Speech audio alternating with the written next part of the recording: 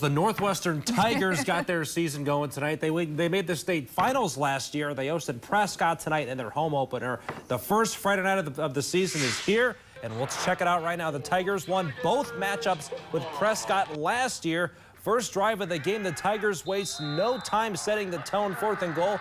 Mason Chell powers his way for the score. In the second drive for Northwestern, on the first play, Camden Pro drops back, finds a wide open Camden Teal deep.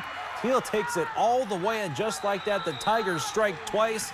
And the passing game would only continue to shine from there, keeping their foot on the gas. Ball to 28, and Kroll again to the end zone. It's Camden's older brother, Tyson Teal, for another Tigers touchdown. And in the second, it's Kroll to Teal yet again. A 26-yard touchdown. The Tigers never looked back. They opened the season with a bang. They win 44-14 over Prescott.